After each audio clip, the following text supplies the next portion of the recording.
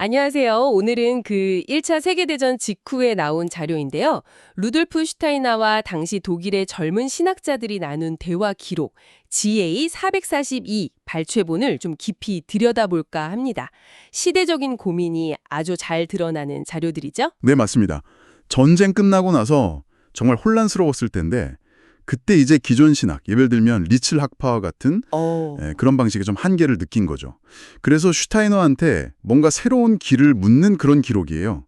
이게 단순히 뭐 신학 토론이라기보다는 어떻게 진짜 영적인 공동체를 만들 수 있을까? 야. 이런 고민이 담겨 있죠.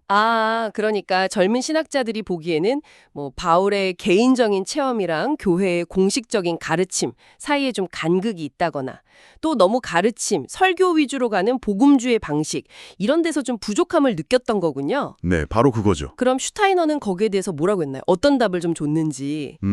슈타이너는 기본적으로 당시 과학적인 사고방식 있잖아요. 뭐 물질 보존 법칙이라든가 그것만으로는 인간의 영혼 아니면 뭐 자유의지 이런 깊은 영역을 다 설명할 수는 없다고 본 거예요. 그래서 이른바 영적 과학, 그 Geisteschaftwissenschaft라는 걸 통해서 눈에 안 보이는 세계를 탐구해야 한다 이렇게 주장했죠. 중요한 건 윤리적인 어떤 영감이나 충동이 그냥 마음속 믿음이 아니라 실제로 세상을 움직이는 힘이 될 수 있다. 그리고 그게 뭐 카르마나 인과율처럼 어떤 리듬, 법칙을 따른다고 설명해요.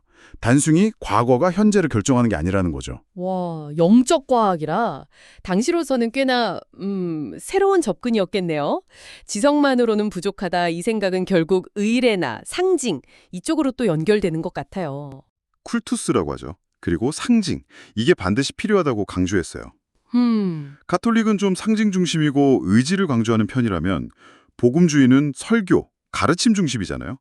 근데 후자가 자칫하면 개인을 좀 고립시키거나 뭐랄까 공동체를 분열시킬 수도 있다 이렇게 본 거죠.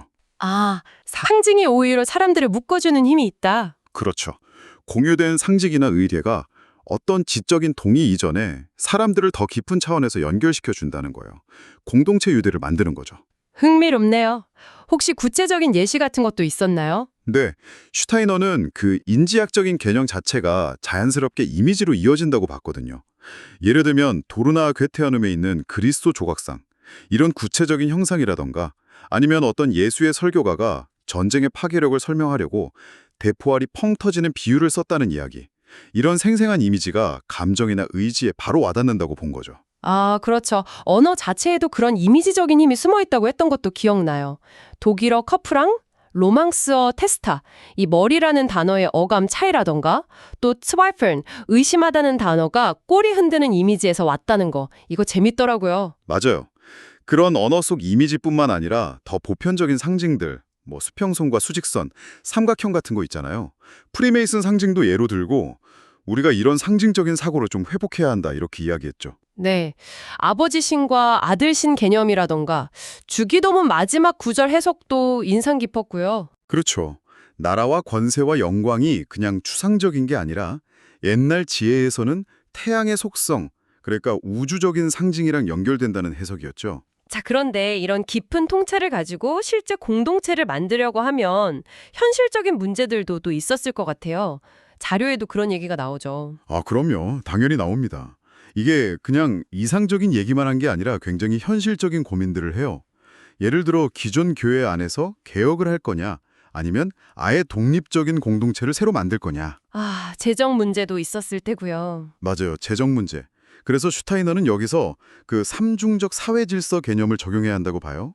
그러니까 영적인 삶, 법정치, 그리고 경제 이 세 영역이 서로 건강하게 좀 분리되고 균형을 이뤄야 공동체가 제대로 돌아간다는 거죠. 단순히 뭐 영적인 지도만 한 게 아니라 사회 구조적인 고민까지 연결시킨 거네요. 그렇습니다.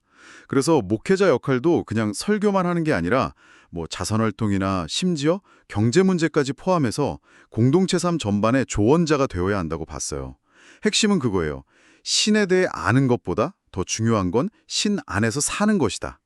그렇게 각자 내면의 어떤 권위를 찾고 그걸 바탕으로 건강한 사회적 관계를 맺어야 한다는 거죠. 그 청어알 비유도 기억나요. 사람들에게 막 가르치려 들지 말고 마음이 움직이는 소수에게 집중하라는 거였죠.